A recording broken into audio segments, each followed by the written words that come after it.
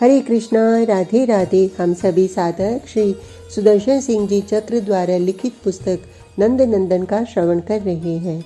आज का प्रसंग है मल्लिका मौसी। सर्व प्रिय। मुझसे बहुत बड़ी हैं यशोदा जी। वे ब्रजेश्वरी हैं। इस नाते तो संसार में सबसे बड़ी लगती हैं मुझे, किंतु मुझसे तो सब प्रकार से बड़ी हैं। मैं उनके पिता के ब्रज की सामान्य गोप की कन्या हूँ। वह मैं इतनी छोटी हूँ कि उनके नीलमणि से कुल 13 वर्ष बड़ी हूँ। उनकी पुत्री के समान, किंतु अपने ब्रजपति की वे पुत्री हैं, अतः उन्हें प्रारंभ से ही जीजी कहती हूँ। मुझ पर उनका इतना वात्सल्य है मानो मैं उनकी पुत्री ही हूँ। नीलमणि मुझे माँ कहता है, मात्र स्वसा, माँ सी, मौसी नहीं माँ कहता है मुझे। और जब से पैरों चलने लगा है, एक बार मेरे आंगन में अवश्य आ जाता है प्रतिदिन। घुटनों सरकता था तब, और तब भी सरकता हुआ आकर मेरे अंक में बैठ जाता था। गोकुल में कोई नहीं है जो इसके जन्म से ही जीजी के आंगन में जमी न रहती हो दिन भर। इसे देखे बिना तो चैन ही नहीं पड़ता। गृह के कार्य किसी प्रकार निपटाओ जल्दी जल्दी और जीजी के समीप भाग जाओ। जब तक कनाई चलकर मेरे घर नहीं आने लगा, मेरी तो यही दिनचर्या रही। क्या करूं, मेरे इस घर में कोई जेठानी देवरानी नहीं, और सास जी मेरे ससुराल आने के पश्चात शीघ्र परलोक पधारी। अकेली हो गई अल्प व्यय में ही अपने इस घर में। गोप का गृह है, गायों की सेवा, गो रस की व्यवस्था, स्वामी के लिए भोजन बनाना, सभी कुछ करना पड़ता है। मन जीजी के अंक धन में भले लगा रहे, तन तो घर के आवश्यक कार्यों में लगाए ही रहना पड़ता है। कौन जाने नंद नंदन मेरी व्यथा को कैसे जान गया है। मैं जब बहुत व्याकुल होती हूँ, वह कहीं न कहीं से रुंझुन नुपुर बजाते, किंकणी का कलनाद सुनाते, हंसता खिलखता आ ही जाता है। तब इसने बोलना प्रारंभ ही किया था। एक एक, दो दो अक्षर अटकता तुतलाता बोलता था। मैं गई और जीजी के समीप बैठ गई। यह आंगन में सखाओं के मध्य बैठा खेल रहा था। मुझे देखते ही घुटनों के सहारे सरकता आया और मेरी गोद में आकर मेरे मुख की ओर मुख उठाकर अपना नन्हा कर मेरी ठुड्डी पर रखकर बोला, माँ। मेरा तो रोम रोम अमृत में भीग गया। मैंने इसे हृदय से लगा लिया। कठिनाई से मुख से लाल निकला भी या नहीं कह नहीं सकती। माँ दूँ? यह जन्म से चपल है, नटखट है, कब क्या करेगा कोई नहीं जानता। इसने मेरे मुख की ओर मुख किया और मेरे कपोल पर कर रखकर कहा। जीजी हंस पड़ी। मैं लज्जा से क्या कहूँ, अभी भी मैं बालिका ही तो हूँ, किंतु इसने तो मेरे अंचल में मुख छुपा लिया इतनी देर में, और अपने करों से कंचुकी हटाकर वक्ष में मुख लगा लिया था। जीजी हंस रही थी और मुझे अपने शरीर की भी सुध तब आई जब इसने अपना दूध भरा मुख अंचल से निकालकर मेरी ओर देखा। मुझे तो लगा कि मैं संपूर्ण दूध से ही बनी हूँ। मैंने जीजी से कहा, जीजी आपके लाल ने मुझे अपनी धाय बना लिया है। अब इतना स्वत्व, इस पर मेरा आपको मानना पड़ेगा। जीजी ने कहा था, धाय क्यों? यह तुझे माँ कहता है मल्लिका, यह तो तेरा है ही। ये जीजी भी मुझे मल्लिका कहने लगी हैं। मेरे पितृगृह के नाम को यहाँ कोई नहीं लेता। मैं यहाँ आई तो मेरी श्वेत अंग कांति को देखकर पहले ही दिन ब्रजेश्वर के बड़े भाई की पत्नी ने कहा, यह तो मल्लिका है। परमात्मा इसके सद्गुणों के सौरभ से पूरे गोकुल को पूर्ण करें। वे पूज्या हैं, पतिव्रता हैं, परम पुनीता हैं। उनका आशीर्वाद गोकुल को कितना मिला पता नहीं, किंतु मुझे तो मिल गया। मेरा नाम तब से मल्लिका हो गया और गोकुल का युवराज मुझे माँ कहता है। वह पुत्र होने से पूर्व ही मुझे पुत्रवती बना चुका। वह मेरा पेय पान करने लगा। अब मुझे और पुत्र क्यों चाहिए? मैं अपने घर में एकाकिनी हूँ। कुछ क्षण विलंब से जीजी के समीप पहुँचती थी तो वे मुझे उलाना देती थी। तू इतनी देर क्या करती रही? उनको क्या उत्तर दूं? मैं तो उलझ जाती थी उनके अपने कन्हई से। यह खींचता था और अंक में आकर मेरी नाक कपोल नोचता था। कितनी उत्कंठा थी यह मेरे गृह में आता। मैं इसे अपने आंगन में नवनीत खिला पाती और यह चलने लगा तो सबसे पहले मेरे यहाँ पहुँचा। उस दिन का उल्लास क्या वर्णन कर पाऊंगी, किंतु अब तो यह प्रतिदिन आने लगा है। मैं बृहस्पति के सदन प्रातः इसलिए नहीं जाती कि यह आवेगा मेरे गृह में। यह आवे और द्वार बंद मिले, ऐसा तो नहीं होना चाहिए ना। यह सुंदर श्याम बहुत भोला है, शिशु ही तो है अभी। सभी चाहती हैं कि यह उनके समीप ही रहे अधिक और इसे उलझा लेती हैं। उस दिन माधवी कह रही थी, मोहन तू नाचता बहुत सुंदर है, तनिक नाच तो सही। यह ऐसे ही क्यों नाचे? किंतु माधवी ने कहा, तू नाच दिखा दे तो तुझे माखन दूंगी। माधवी ने मुझसे पीछे बतलाया, यह नीलमणि इतना भोला है कि इसे यह पता ही नहीं कि इसे क्या चाहिए। कुछ देने को कह दो तो यह नाचने लगेगा।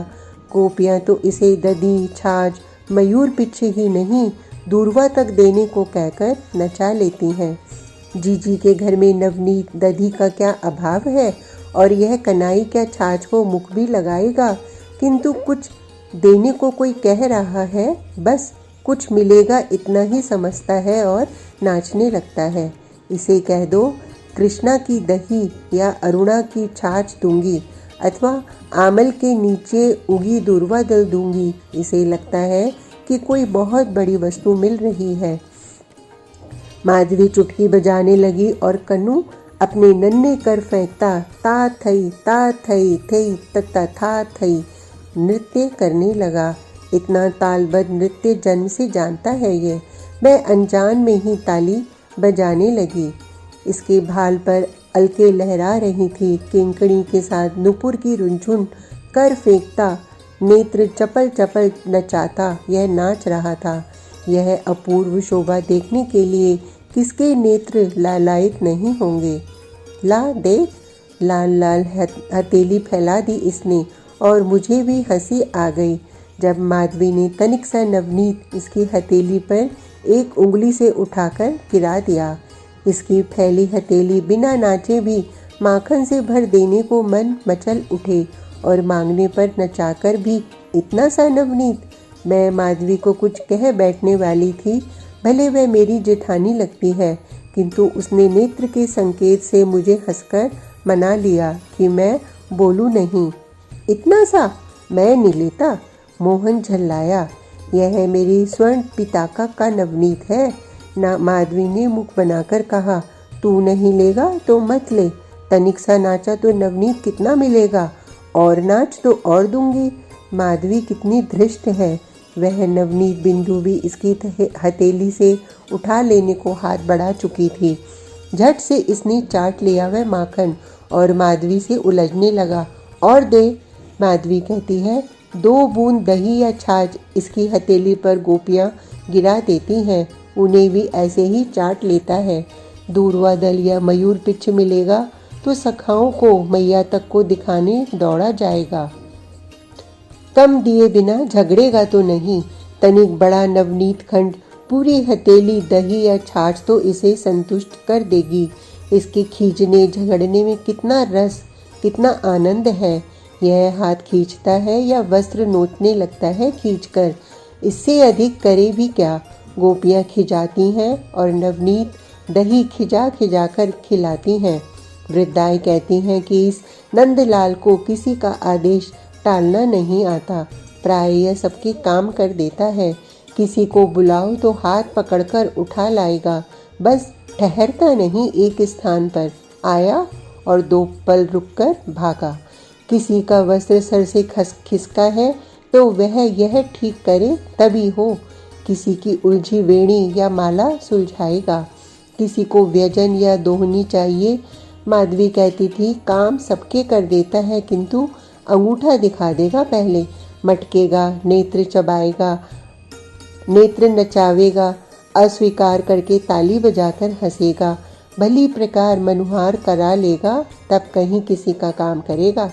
सब तो ऐसा ही कहती हैं, सबके सब काम करता है और सबके घर पहुंचा रहता है। मेरे मन में भी आ गई कि इसे कोई काम बताकर देखना है कि कैसे करता है, कैसे मनुहार कराता है, क्या मांगता है और न देने पर खींचता कितना है। मैं गोश्त में गोबर उठाने में लगी थी। सब गोबर समेट लिया था मैंने, टोकरी भरी और आ गया। मैंने कहा, नीलमणि मेरी टोकरी तो उठवा दे। तू अपने आप उठा, मैं क्यों उठवाऊं? मैं नहीं उठवाता।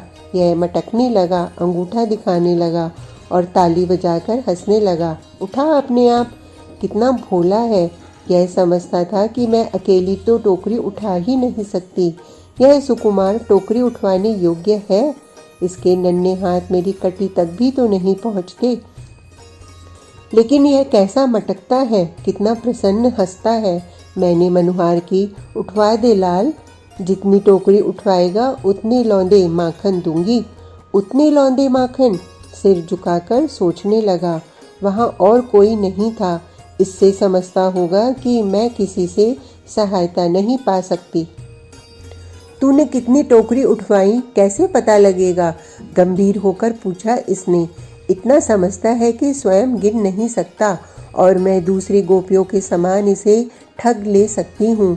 मैं गिनती जाऊंगी। मैं और क्या कहती। तू बड़ी सच्ची है। मटकने लग गया। मैं इस भित्ति पर एक टोकरी उठाएगा तो गोबर की एक टिक्की लगा दूंगी, मैंने समझाया। पीछे एक एक टिक्की गिनकर नवनीत दूंगी। तू टिक्कियाँ ठीक नहीं गिने तो क्या पता कम टिक्की लगा देगी।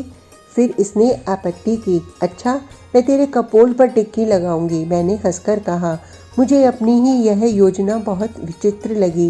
एक टोकरी उठवाएगा तो एक टिक्की लगा दूंगी, पीछे एक नवनीत खंड देकर एक टिक्की मिटाती जाऊंगी। तू टोकरी उठवा और मुझे नवनीत दे। बहुत सरल ढंग सोचा इसने। मेरे हाथ देख, मैंने दोनों हाथ दिखाए। मैं गोबर भरूंगी इनसे, तू गोबर लगा नवनीत खाएगा। तू खा, गोबर लगा नवनीत। झल्लाया यह। लाल, इसी से कहती हूँ कि टिक्की लगवा ले। टोकरी उठवाकर पीछे हाथ धोकर मैं नवनीत दूंगी। अच्छा, इस बार इसने स्वीकार कर लिया। मैं बैठकर टोकरी भरती रही। यह मुझसे सटकर खड़ा होकर टोकरी को हाथ लगाता था। टोकरी तो मुझे उठानी ही थी। इसके कोमल करों पर तनिक भी भार न पड़े, इसके लिए मैं सावधान थी। टोकरी उठाकर अनामिका से एक नन्ही बिंदी मैं गोबर की इसके कपोल अथवा भाल पर लगा देती थी। इसके भाल कपोल पर बढ़ती जा रही थी मेरी लगाई गोबर की बिंदियाँ। इसकी वह शोभा। मैं टोकरी कम भरती थी, भरने में देर लगाती थी। यह समीप रहेगा तब तक जब तक मैं सब गोबर न उठा लूँ। तू आलसी है, भाग कर जा। यह हंसता था, कूदता कि लगता था और मैं इसके मुख पर गोबर की बिंदियाँ देख देख कर हंस रही थी। मुझे इसकी मनुहार करके इसे रोके रखना था। विधाता ने क्यों गोबर की राशि अनंत नहीं बनाई। यह ऐसे ही टोकरी उठवाता रहा और मैं पूरे जीवन उठाती रहती। मुझे लगा कि गोबर बहुत शीघ्र समाप्त हो गया। मैंने हाथ भी नहीं धोए थे कि यह माखन के लिए मचलने लगा। एक टोकरी उठवाने के बदले इसके भार जितना माखन भी दे दूं तो कम है, किंतु बिंदियाँ बहुत हैं इसके भाल कपोलों पर। पूरा मुख और भाल मेरी लगाई गोबर की बिंदियों से भर गया है। यह सुकुमार बहुत कम नवनीत पचा सकता है, यह सोचना था मुझे। इतनी बड़ी टोकरी उठवाई और यह एक बूंद माखन। दोनों हाथ फैलाकर टोकरी का आकार बताया इसने और अपनी हथेली पर पड़े माखन को देखकर झल्लाया। सचमुच एक बूंद जितना ही माखन दिया था मैंने। टोकरी तो गोबर से भरी थी। मैंने हंसकर कहा, तू ले ले तो उतना गोबर दे दूंगी, नवनीत तो इतना ही मिलेगा। बहुत खींचा, बहुत झगड़ता रहा और मैं मन में हंसती रही। एक बिंदी मिटाने के बदले एक बूंद माखन भी मैं नहीं दे सकती थी। इससे इतना भी तो नहीं पचेगा। मैंने एक बूंद माखन देकर कितनी बिंदियाँ मिटा दी। यह भोला नील सुंदर इसे कैसे जान सकता था। यह चपल तो खींचता माखन खाता रहा और अंत में भाग गया, किंतु मुझे रात्रि भर नींद नहीं आई। मुझे बहुत दुख था कि मैंने नीलमणि को बहुत अधिक खिजा दिया है। अब वह कदाचित मेरे यहाँ न आवे। सोच लिया था कि आज आएगा तो नवनीत भरा पात्र सम्मुख धर दूंगी आते ही। लाल, तेरे मन में आवे उतना खा ले, प्रतिदिन आ जाया कर और जितना जी चाहे माखन खा लिया कर। स्वामी सोकर देर से उठते हैं, ब्रह्म मुहूर्त हो जाने से पहले भी तो उठ सकते हैं। उठकर उन्हें अपनी नित्य क्रिया में भी अधिक ही समय लगता है। गाय दूते हैं और तब कहीं कलेऊ लेकर गोचारण के लिए गौओं को खोलते हैं। मेरा हृदय छटपटाता है, इसी समय नीलमणि आ जाए तो। आज तो लगा कि स्वामी को वन में जाने में बहुत अधिक विलंब हुआ। वे रहते हैं तब तक दधि मंथन का मुझे कहाँ अवकाश मिलता है। उनके उठने से पूर्व मैं केवल गृह स्वच्छ कर पाती हूँ, फिर उनके स्नान, गोदोहन सभी में सहायता करनी पड़ती है। स्वामी को कलेऊ देकर मैं आज दधि मंथन करने द्वार के सम्मुख ही खड़ी हुई थी। कनाई गृह के सम्मुख से भी निकले तो मैं उसे पुकार लूँगी। इतना तो नहीं रूठा होगा कि पुकारने पर भी न आवे। मुझे बहुत निराशा हुई, कितना दुख हुआ कैसे कहूँ। कनाई नहीं आया, दिन चढ़ाया और वह नहीं आया। प्रतिदिन इससे बहुत पहले आ जाता था। कल मैंने इतना खिजाया है, बृजराज का कुमार है, शिशु हुआ तो क्या, मुझ सामान्य गोपी का इतना उलझना कैसे सहेगा। अब वह नहीं आएगा। गोष्ठ भी स्वच्छ करना है, यह मुझे कहाँ स्मरण था। मैं तो दधि पात्र में ऊपर माखन तैराया, तब से पात्र लिए पथ पर नेत्र लगाए बैठी थी। माखन में मैं पात्र से निकाल लेती तो उतना कोमल नहीं रह जाता, किंतु शाम नहीं आया। जो नवनीत नीलमणि खाने नहीं आ रहा है, उसे बंदर खाए, बिल्ली खाए, श्वान खाए, कोई खाए, उसका मुझे क्या करना था।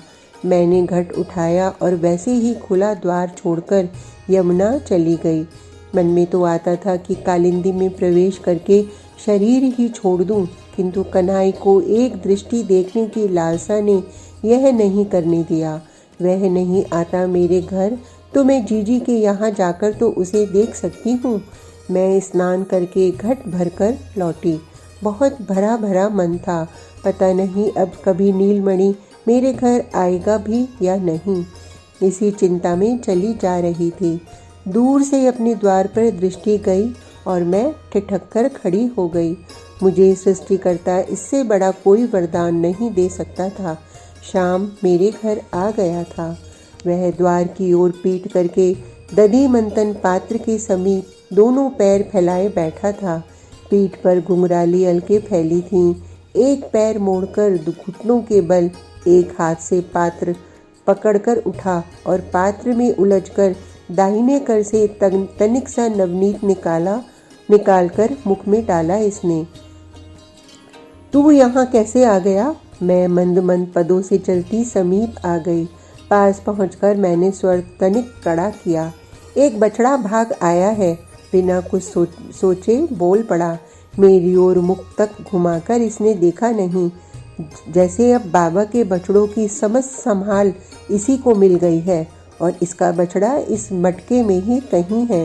हंसी को रोकना और जल भरे घट को संभाले रहना मेरे लिए कठिन हो गया। तू मटके में क्यों उलझा है? मैंने पूछा। तेरा बछड़ा क्या इसमें कूदा है? ठहर, इसमें चींटी पड़ी है। अब अपना दाहिना हाथ मेरी ओर हिलाकर बोला। लेकिन तेरे मुख में कपोल पर माखन क्यों लगा है? मैं घूमकर सामने आ गई। खाद चलती थी और खुजाने को तू तो थी नहीं। अब सर उठाया इसने, विशाल दृगों में जैसे उलाना भरा हो। तू इतनी बड़ी तो है, अपने आप कुछ क्यों नहीं सोच लेती? मुझसे ही पूछती चली जा रही है। तेरे मटके में मैं उजका हूँ तो इसमें गाय, बैल, बछड़ा, बछड़ी न सही, चीटी चीटा कुछ तो होगा। मैं खुलकर हंस पड़ी और फिर पछताने लगी। मुझे कुछ देर तो मार्ग में खड़े रहना था। कितना तनिक सा माखन मुख में डाल रहा था यह मोहन, और मेरे हंसते ही सने उजले अधर, सने हाथ भाग गया। मैं पुकारती रह गई और भाग गया चपल। कल कई भूली हो गई थी मुझसे। मटके में से माखन निकालने में कन्हई को कठिनाई हो रही थी। आज मैंने माखन निकालकर रजत पात्र में मटके के समीप ही रख दिया और छिपकर बैठ गई। देखना था कि आज क्या करता है नीलमणि। आज आया, द्वार तो खुला ही था, भीतर चला आया। पात्र में माखन का लौंदा देखकर प्रसन्न हुआ। ताली बजाते बजाते रुका और घर में इधर उधर देखने लगा। मैं और दुबक गई। इसे लगा होगा कि मैं कल की भांति यमुना जल लेने गई हूँ। माखन के पात्र के समीप पैर आधे मोड़कर बैठ गया, द्वार की ओर मुख करके। इतना चतुर हो गया है कि मैं बाहर से आऊं तो देखने की सावधानी रख सके। तर्जनी अंगुष्ठ से जितना उठ पाता है उतना तनिक सा माखन उठाता है और मुख में डालता है। इसके माखन सने लाल अधर कुल 5-7 बार मुख में माखन देकर यह रुका क्यों? तू कब आ गया? ले माखन खा। यह तो किसी से बातें करने लगा है। कोई तो नहीं है वहाँ। अच्छा, स्तंभ में लगे मणि दर्पण में पड़ते अपने प्रतिबिंब से ही बातें कर रहा है। तू ले तो सही, मैं तुझे और दूंगा। रूठ मत, तू सब लेगा तो सब खिला दूंगा तुझे। बहुत मीठा माखन है। इसे लगता होगा कि इसका सखा तोक आकर इसके समीप बैठ गया है। तोक है भी तो इसके इतना सदृश कि भ्रम तो तोक की माता अतुला जीजी को भी हो जाता है। यह अपने उस छोटे भाई पर प्राण देता है अभी से। अब तोक को खिलाए बिना तो यह खाने से रहा। तू खा ले तू। कितना आग्रह है इसके स्वरों में। माखन मणि स्तंभ से लगा रहा है। अब मैं तुझे लिए बिना कहीं नहीं जाऊंगा। तू रूठ मत, माखन खा ले।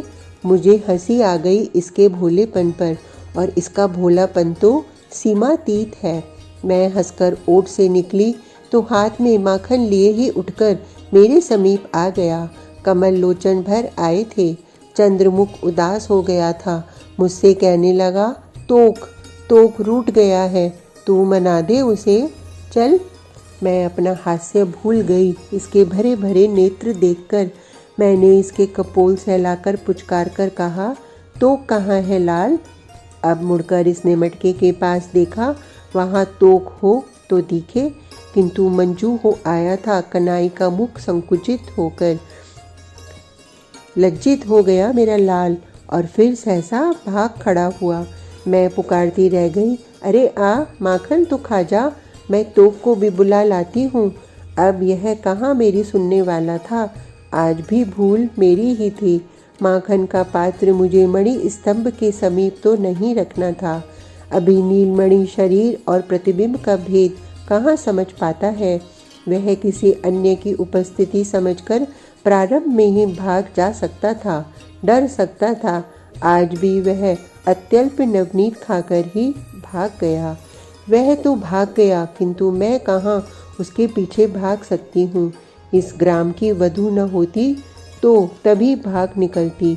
अब तो जीजी के समीप जाकर ही उसका सुंदर मुख देखना है। आज का प्रसंग इतना ही। कल तक के लिए हरे कृष्णा, राधे राधे।